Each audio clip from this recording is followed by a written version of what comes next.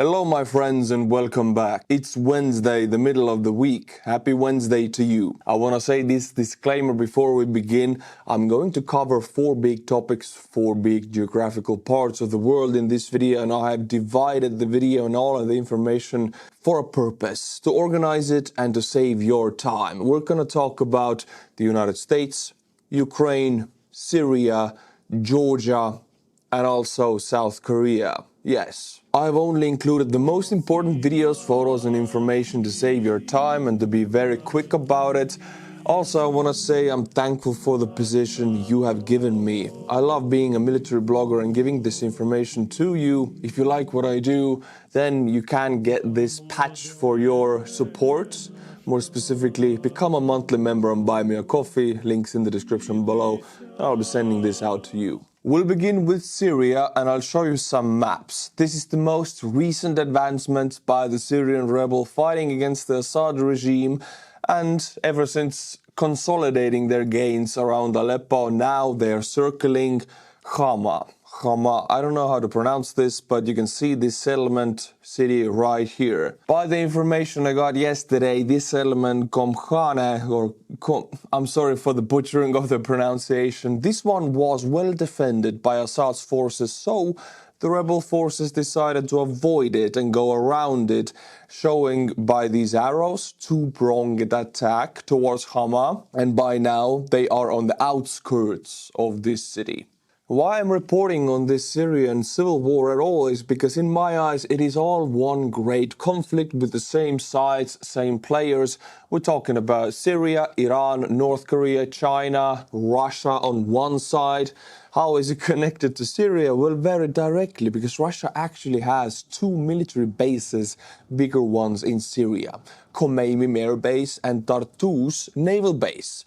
Tartus naval base being Russia's only Mediterranean naval base and very strategically important base. And right now, with the advancements of the rebels against Assad's regime, Russia has decided to start evacuating their naval assets and the entire base of Tartus, losing their only Mediterranean naval base. You can see where Tartus is on the map and Khmeimim is to the north here on the map, and the rebels are actually about 35 kilometers from Khmeimim air base, which is home to Russian fighter bomber aircraft right now.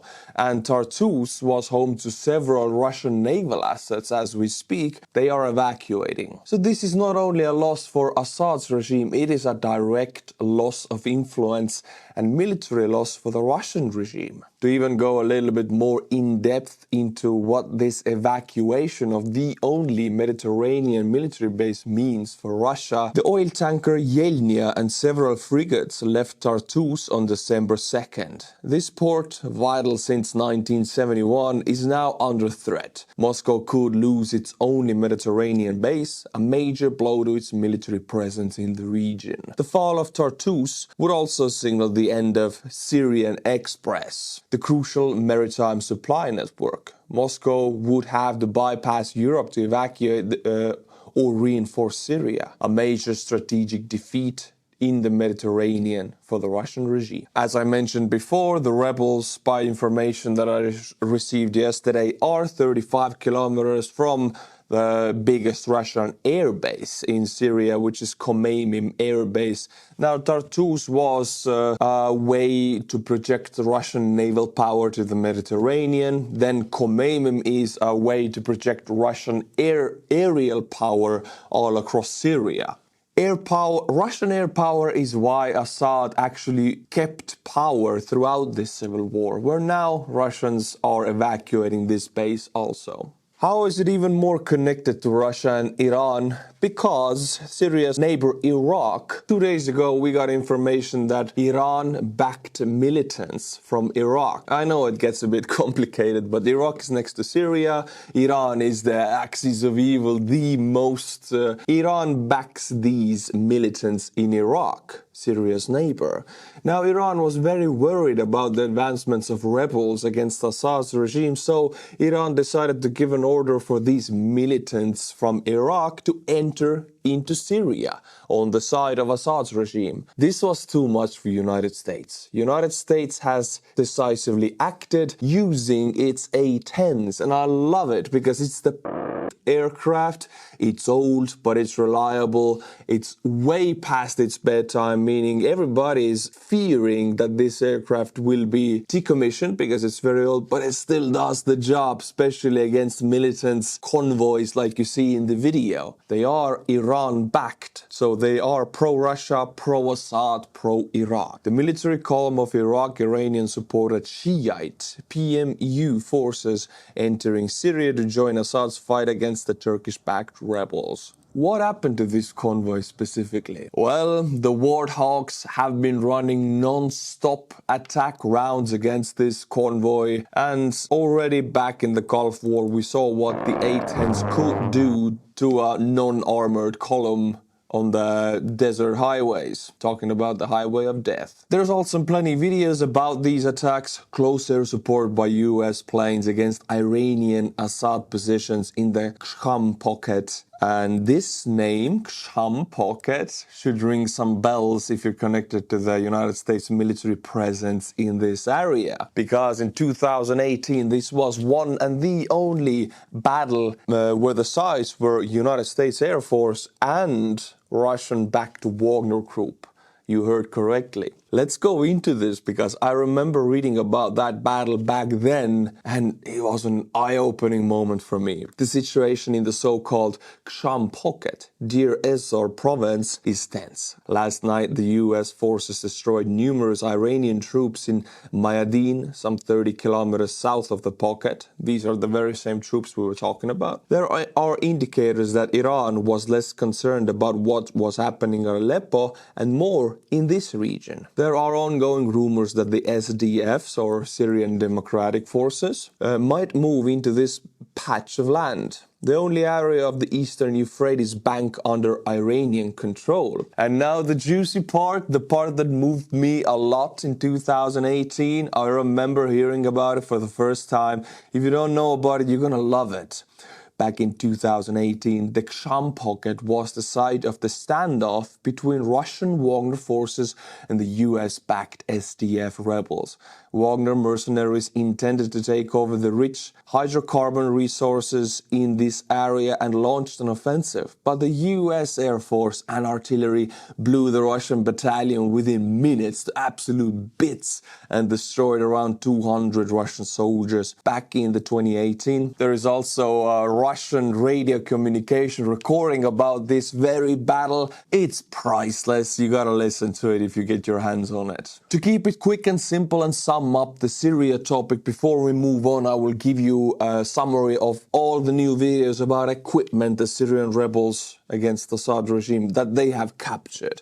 In this video we can see Syrian rebels driving by a Buk missile that is fully loaded and intact and that was abandoned by Assad's regime. It's obviously donated to them by Russia or given to them. Very valuable. This is not the first time we see Syrian rebels now getting their hands on air defense systems. Why is this so important?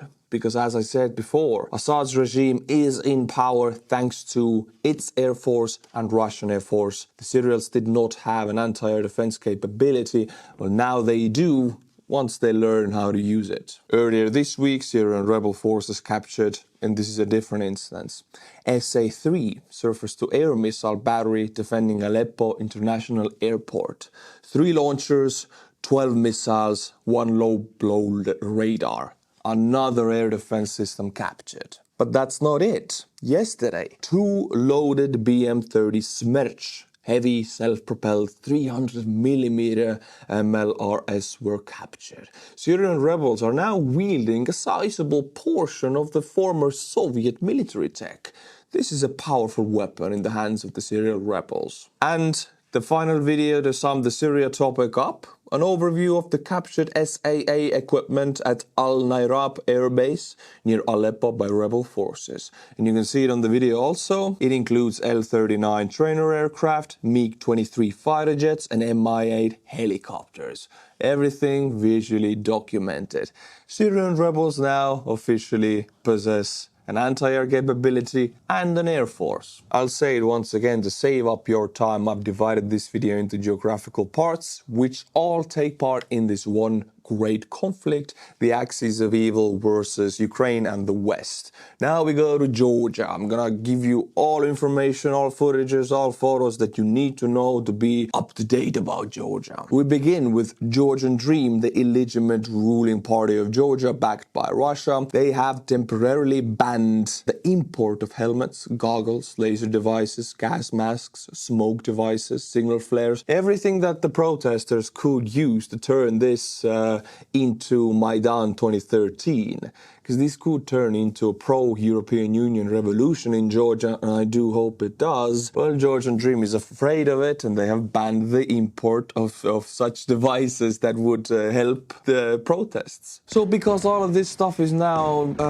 banned, Georgian protesters in Tbilisi have to get creative, and they have. I bring to you the pro-European Union newest weaponry of the protesters. This is a handmade fireworks bazooka to be wielded against the Georgian Dream police forces. Looks pretty awesome, I gotta say. With every day that passes, the Georgian Dream wielded police force gets more heavy-handed against the protesters. No real bullets, no ammo has been used yet, but they are using massive amounts of gas canisters.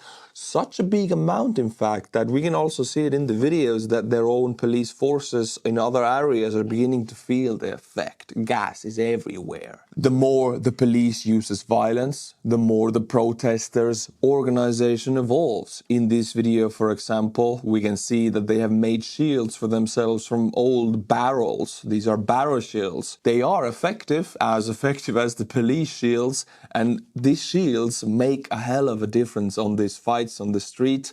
They protect against rubber bullets, they protect against the gas canisters that actually might hit you in the head. There are instances of that. You can form human shields wall against the police with it, pushing back the police, stopping the police from taking over the square. Because in Maidan, if you remember that, keeping that square, keeping the protests ongoing in the core of the people on the square, that they couldn't be arrested, that was the key for the entire revolution. Begins with those shield walls. Now at the very same time, these shield walls are protecting the outskirts of these streets and squares against the police. What is happening in the center of the Rustaveli square is performance. The Georgian group SKZZ is performing for the demonstrators, singing, much like it happened in Maidan in 2013, 2014. There were speeches, performances, dances. It was fantastic. It was the will of the people showing itself, and we're seeing much similar here.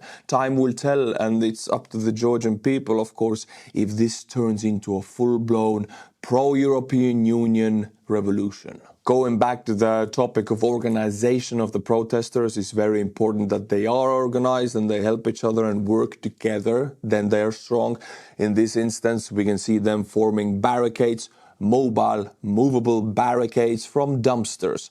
Might be a small thing for you watching this, but on that street, on that moment, it's very important. This is what makes the difference. Giving more credit to the organization level of the protesters, they have now created a website for protesters to know exactly where the riot police is, because knowing where they are, and for the police not being able to surprise the protesters and catch them by smaller pockets, this is how the core of the people stays intact. It's so important to have a big mass of people always present. Then they cannot be broken. This website helps to keep that. Now this clip is just so damn awesome, I had to include it. This is one of the protests. This police guy with black right here is trying to get this protester to arrest him, to detain him. Nobody wants to get detained because the police is known to beat and torture and starve the protesters. So the protester is fighting back. But now, his friend body slams the police guy straight into it. This is the European Union democracy force just body slamming you into reality. just looks very awesome. Also, to give you just an idea of what the reality is on the ground, this is the parliament building of Tbilisi. Up here is the riot police, and here are the people. The riot police is blocking the people from taking over the parliament building, and they're hosing water towards the protesters. I mean, you might think water, it's, harmless, but it's close to freezing temperature for the last week in Georgia and Tbilisi, meaning if you get wet, it's really bad for you. So this guy is making sure that the police is also wet, just throwing water on these police guys. Again, one might think a very small thing to be throwing such small drizzle of water, but it makes you wet. You gotta stand there in your uniform and chill for the next 9 hours. Makes your life a living hell there. The masses are here present. It's vital they stay big and connected and organized. If they break into smaller pockets, the police will detain them. This concludes my Georgian protest topic. I will keep you up to date to Syria and Georgia. Next video is on Friday. So if you want to know what becomes of Syrian civil war and Georgian protests, be back on Friday. Now, my friends, the moment you have been dreading for. Is Artur really going to talk about South Korea? But he doesn't know anything about South Korea. I came here to watch news about Ukraine. Why is this guy talking about South Korea? I hear your thoughts, my friends. Put them in the comments and I will read them also. And when that's getting out of the way, let's talk about South Korea. So, a lot happened. Martial law was declared, military was deployed, special forces were deployed to the National Assembly building, and then it all ended. What exactly happened yesterday in South Korea? Quick overview. President accused the opposing party of being North Korean spies. He goes on TV to mandate a martial law. Parliament calls a vote, and the military is summoned by the president, but political aides block them at the door, and the parliament votes the martial law to be cancelled. So it's complicated. Let's go through it one by one. You could sum it up that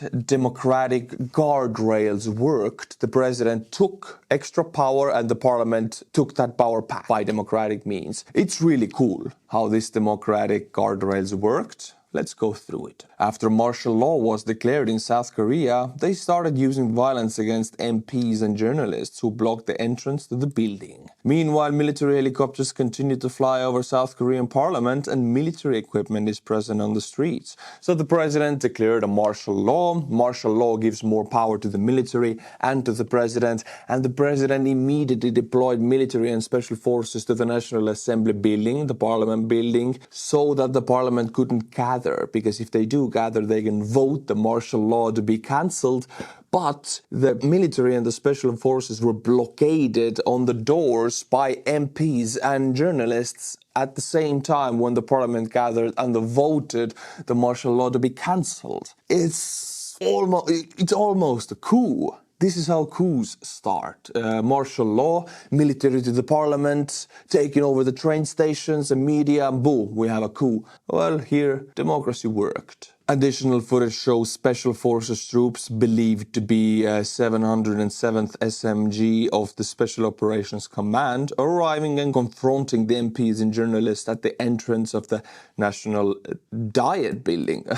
I think it's the National Assembly building. Correct me if I'm wrong. While you are correct that I don't know anything about South Korea, I will just give you the information that I deem most important. Very interesting here is that the president, during the martial law, deploying these special forces and military to stop the National Assembly from gathering. These SOF operators did not have magazines in the pistols and in the machine guns, which is very strange because they're not riot police. Without magazines, they cannot stop the crowds. Riot police has shields and protection and, the clubs, they can do a lot of stuff, but special forces rely on their weapons. So this is strange for me. While all of that was going on, Black Hawk helicopters, UH-60s, were circling above the National Assembly building, the parliament, which was by the time already blockaded by MPs and journalists inside, and on the outside the military and special forces were trying to get in.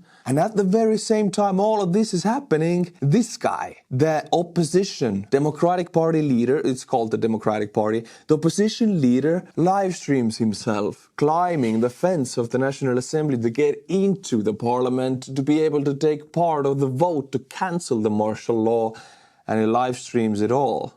Very cool. In the end, they did hold that vote, and the South Korean parliament voted 190 to 0 in favor of lifting the president's martial law. 110 MPs supporting the president's boycotted the vote. It remains to see which side the military will follow. Well, we already saw it. The military followed the democratically held vote, meaning the martial law was cancelled and the military and special operations forces left the building. Now, after the vote was taken, the president himself also revoked the martial law, immediately shifting blame to his advisors who advised him to declare the martial law. Well, I'm not going to comment on it. You can make up your own mind if who's to blame and what happened. But let's go through some analysis. What does it really mean? Why did the president react like that? My view on the event. President Yoon's pure stupidity was unfortunate, but it unintentionally highlighted the resilience of South Korean democracy. The National Assembly stopped the leader's wrong decisions. The system of check and balance worked once again. This was the first time martial law has been declared since 1979. For many, it was the first occasion to read the constitutional provisions on martial law and the legal steps governing its use. This is a bit funny to me because imagine you're a MP in South Korea and you read like 10 p.m. at night, oh my god, the president just declared martial law. Okay, we can undo this, but I don't really know how. I gotta really read up the law, national constitution really fast to find out how we can undo this using democratic means. And they did in the end, but for many of the people, this was the very first time reading about the specifics of martial law. Very shortly, what is the martial law? What rights does it give to the president and the military? Martial law, in simple terms, is a temporary substitution of military authority for civilian rule. So the military rule would be over the civilian rule, because in democratic world, the law is that civilian power rules over military power, and is usually invoked in time of war, rebellion, or national disaster. When martial law is in effect, the military commander of an area or country has unlimited authority to make and enforce laws. The president is the military commander of South Korea, meaning if the president declares martial law, it will make him, from that second, the highest military decision maker of the country, giving him almost unlimited power, which of course can be revoked by the parliament, which did it. By the way, why did South Korean president do this? Well, he blamed some MPs and some coalitions in the parliament of being pro-North Korea. But actually, here is a history of presidents of South Korea after the Korean War. And I'm not going to read you the names, but you can see all presidents up to the 13th. Most of them have been overthrown, assassinated, sentenced to death, sentenced to life in prison, impeached. There's almost no peaceful passage of power in South Korea, and the current president, knowing this history and having his scandalous history on power also, is afraid of the impeachment, and now it's definitely going to come also. This concludes my South Korean topic. I hope you survived. And now we get to the Ukrainian war. Yesterday, there was a big Ukrainian drone attack to Russia, hitting many targets in many different cities. Explosions were heard around Dyagilovo air base, close to Ryazan. Drones and explosions also reported in Novorossiysk, Taganrog, and Bryansk. So many different oblasts were hit. But what I really wanted to show you is an analysis of battle that surprised everybody. We're going to the northern eastern front. As you can see, it's on the Kharkiv region. I'll zoom into the settlement of Dvorichna and to the river of Iskil, this blue small line right here. And this map actually still shows a Russian bridgehead over the Iskil river right here. This started on the 25th of November, and it surprised everybody because this front here has been quite stable for a long time, and suddenly, bam, Russian forces are over the river. How did this happen? Well, On November 25th, the Russians surprised everybody, including the Ukrainian command, by crossing the Iskil River on the boats and establishing a bridgehead near the village of Novomlinsk. The key here is on the boats. They didn't use any river crossing equipments, the barges or bridges. This is why everybody was so surprised. The next day, they expanded this bridgehead, and there were rumors that they would soon launch an offensive southward, first towards the town of Dvarchina. Sorry, I made the mistake before pronouncing it. And then to threaten the northern part of Kupiansk. Dvarchina. Why was it a surprise for everybody? Because Russians in the past have demonstrated an extremely poor capability of crossing water bodies. Just look at the Russian attempts to cross the Seversky Donetsk Canal in Chasiv Yar, the Black Sherebets River in the direction of Liman, or the Vovcha River in Vovchansk. Even when the Russians managed to capture the bridgehead, they were unable to secure sufficient supplies to increase their success and advance deeper into Ukrainian positions. Of course, the entire offensive ended as I expected, and today the Gorditsa group could announce Ukrainian defenders, supported by artillery and anti-aircraft units, knocked the enemy out of the bridgehead, in particular soldiers of the 8th Separate Assault Battalion of the 10th Separate Assault Brigade, Edelweiss, very nice name, cleared the area of around Novomlinsk, what a name of enemy position. So now, this map has not been updated, but this bridgehead has been eliminated by Ukrainian reports, and Russians have been pushed back over the Iskil River. Why it's so important? Because, well, the Russians have not been able to cross the Iskil River almost anywhere. And now they have been pushed back here also. This was the analysis of the battle that now has concluded. Let's touch upon the topic of forced mobilization in Moscow. I covered this on Monday, last video, that last Friday, Russian Special Forces Police OMON raided 3 of the biggest Moscow nightclubs, serving every last man in those nightclubs the summons to the military quarters and the medical examination to take part in the special military operation. What we call in the West, this is forced mobilization of the Moscow civilians, Moscow men. Now, how does the process work exactly? Well, this guy here is telling us exactly. This happened after the raided nightclubs, so it's not only nightclubs, he will tell you himself. I will read the subtitles for you. 2 unknown men started aggressively knocking on the door, despite the fact that a pensioner was there and a 6-year-old could be there. They turned off the lights, so cut the electricity of the apartment completely. And then they covered the door's eye, waiting for 10 minutes before I came out to bring the lights back. These people surrounded me and told me that I'm a dodger, draft dodger, and must immediately come to a police station. Meanwhile, neither of them introduced themselves, did not explain their workers from an enlistment office, but in police they acted like they owned the place. They are the people who moved me to the police station. These are the people.